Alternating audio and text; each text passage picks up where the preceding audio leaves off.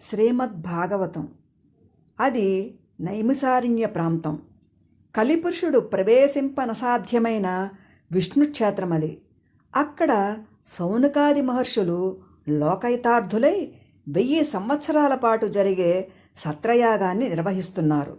అక్కడకు వ్యాధవ్యాసుని శిష్యుడు, రోమహర్షణ మహర్షి పుత్రుడు, సూతుడు అని పిలువబడే ఉగ్రశ్రవుడు వచ్చాడు. సౌనకాది మహర్షులు వచ్చిన సూత మహర్షికి స్వాగత సత్కారాలు జరిపి ఉచితాసనమిచ్చి గౌరవించారు. అనంతరం సూత మహర్షి, కలియుగములో మానవులు మందబుద్ధులు, అల్పాయుష్కులు, భోగలాలసులు, రోగపీడితులు, సోమరులు, వేదాధ్యయన దూరులై, ధర్మకర్మహీనులై, మోక్షాసక్తి లేక అనేక ఈతిబాధలకు లోనై కామక్రోధాది అరిషడ్వర్గములచే పీడింపబడుతున్నారు.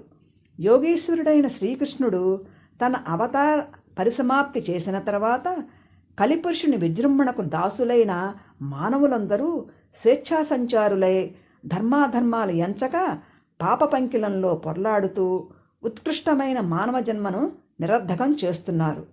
ఈ కలియుగ మానవులు తిరిగి ధర్మపథావలంబకులై విష్ణు సాయుధ్యాసక్తులై తరింపబడాలి అంటే ఏ సులభ మార్గాన్ని అన్వేషించాలో తెలుపవలసినదిగా మా అందరి అభ్యర్థన అని మౌనం వహించాడు సౌనకుడు.